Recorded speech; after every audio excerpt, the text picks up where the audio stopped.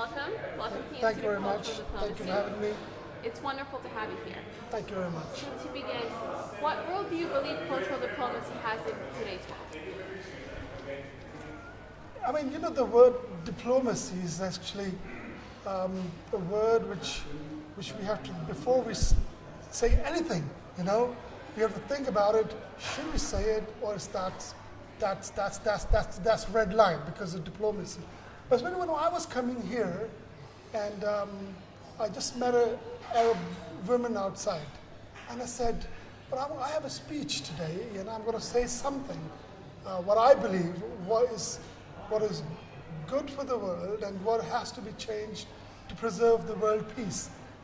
But if I just talk on diplomacy, then I can't talk anything actually. So I'm going to bring the right tone. I'm going to say everything. So I think diplomacy is a word to say everything, but in the right manner."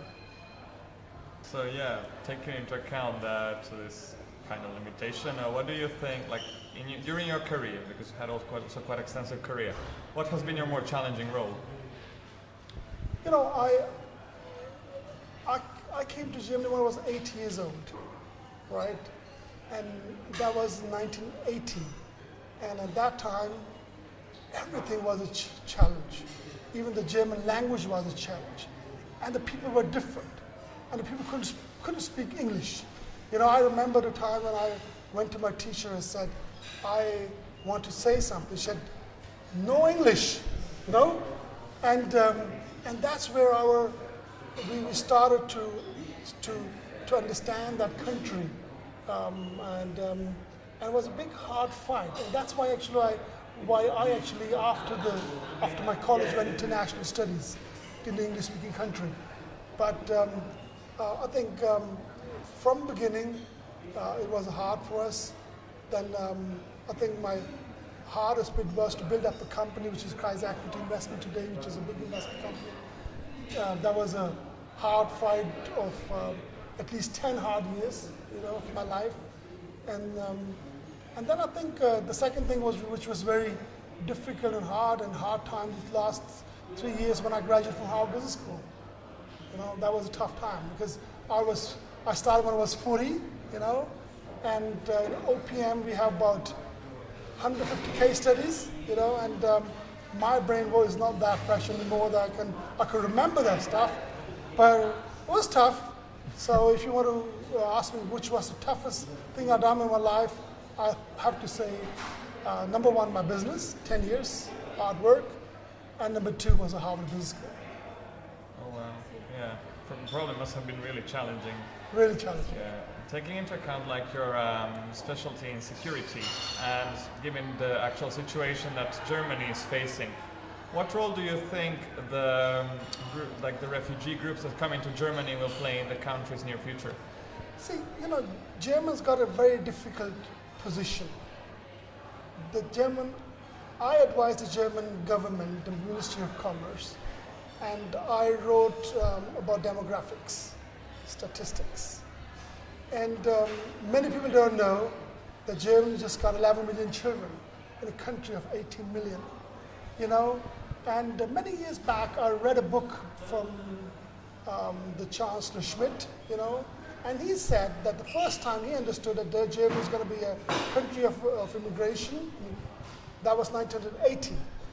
And from that time, again, for 36 years are gone. But, there's not much done in that phase. So what Chancellor Merkel has now done, she says, "Okay, I know you guys need the people, so just keep it," which was wrong. Because you can't, in a country, you have to secure the people who are living in the country, or the Germans, or became Germans. You have to secure your borders. You have to know who's coming in. If you just let anybody inside. And but there was also, I understood why she done that, because she knows, we need about 15 million people, so please let 1 million people here. But actually, coming back to your point, first of all, that I think it was a wrong decision that she let the people inside. But I can understand why she done that. So, but I can talk on that, a big, I can give you a big lecture on that, which you're looking for. But Germany needs a proper immigration legislation. That's what Germany needs. You know, Canada got a wonderful legislation. You know, they know what people are going to get in the country,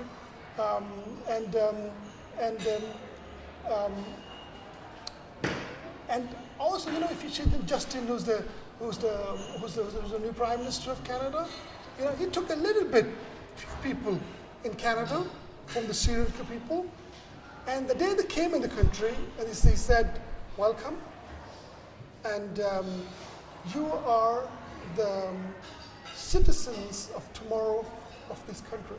So that's integration, you know. And he goes to mosques, and he goes to temples, and he goes to the churches, and he goes to everybody. You know, he knows how actually, if somebody wants to learn how we should integrate the people, I think the Canadian Prime Minister is a good teacher. Do you think that cultural diplomacy has a role or should have a role in light of the refugee crisis? I think the cultural diplomacy as this institution has a big role. Because, you know, Merkel said, "We schaffen das. We're going to make it," right? And on 28th August is the 1 year when she said that. She said it on 28th of August 2015. And now the people are here, and I think we should make the best out of it. And this kind of cultural programs, you know, definitely help, and everybody could just pay his own part. You know, as an 80 million country, the 1 million people, you can't divide 1 million people. But, you know, but the power you have, you know, and your contribution could be really very important. Thank you very much. Thank Thank you you very for much. giving us so much insight Thank you. into the world. Thank you very much. Thank you very much. Thank you very much.